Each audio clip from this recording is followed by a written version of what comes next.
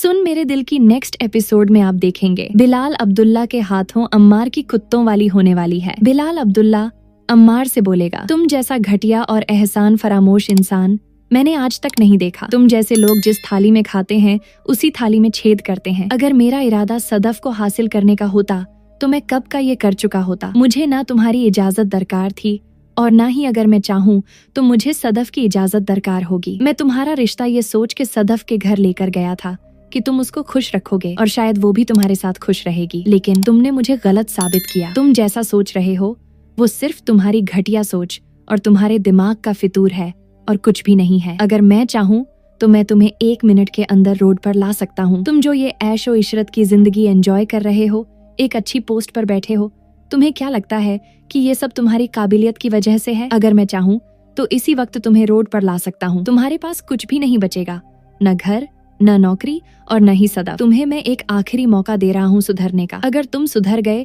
तो फिर ठीक है, वरना अगर तुमने दानिया से अपना मेल जोल खत्म नहीं किया और सदफ के किरदार पर शक करना बंद नहीं किया तो मैं तुम्हें वो सजा दूंगा जो तुमने कभी सोची भी नहीं होगी। मैं तुम्हारे साथ वो कर सकता हूँ जो तुम कभी सोच भी नहीं सकते। इसलिए बेहतर है कि इसे तकलीफ देना बंद करो और तुम दोनों के बीच जो भी गलत फहमियां हैं उन्हें हल करो, वरना बहुत बुरा होगा तुम्हारे साथ। ये सब कुछ जब अम्मार सुनेगा तो वो गुस्से से लाल पीला हो जाएगा और बिलाल अब्दुल्ला को जवाब देगा, आप मेरी पर्सनल लाइफ में इंटरफेयर नहीं कर सकते।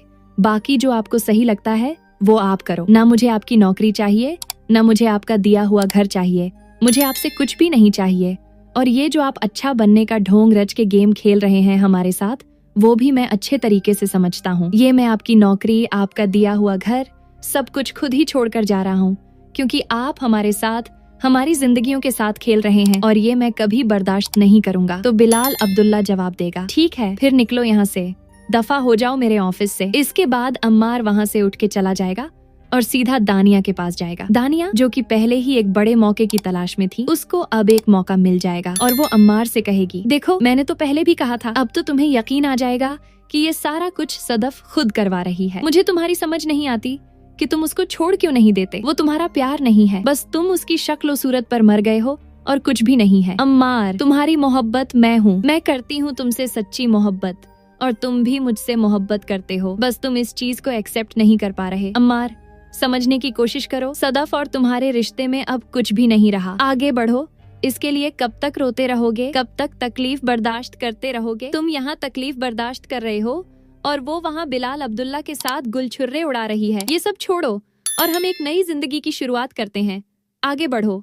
अम्मार, तो दानिया की सारी बातें सुनकर अम्मार जो पहले ही कंफ्यूज हो चुका है वो और ज्यादा कंफ्यूज हो जाएगा और वो भी सदफ को तलाक देने के बारे में सोचना शुरू कर देगा। लेकिन अम्मार उसको तलाक देना नहीं चाहता, वो उसको वो आजादी देना नहीं चाहता जो वो चाहती है। वो मेरे साथ कैसे धोखा कर सकती है और मैं उसको इतनी आसानी से कैसे आजादी दूं? दूसरी तरफ हम ये देखेंगे कि जब ये सारा कुछ होगा, सदफ की अम्मी जो अम्मार और सदफ का रिश्ता बचाने की कोशिश कर रही थी, उनको एहसास हो जाएगा कि अब ये रिश्ता आगे नहीं चल सकता। तो वो बिलाल अब्दुल्ला के पास जाएंगी और बिलाल अब्दुल्ला को बोलेंगी, बेटा अगर तुम मुझे अपनी माँ मानते हो तो प्लीज मेरी बेटी की जिंदगी बचा लो। मैंने अपनी पूरी कोशिश की लेकिन मैं इनका रिश्ता नहीं बचा सकी। अब मेरे बस में कुछ भी नहीं है। अब तुम ही वो वाहिद इंसान बचे हो जो ये रिश्ता बचा सकते हो। तो बिलाल अब्दुल्ला सदफ की माँ को जवाब देगा, ऐसे रिश्ते का क्या फायदा जिसमें ट्रस्ट ही ना हो? ये कौन सी लव मैरिज है? मुझे तो इसकी समझ नहीं आ रही।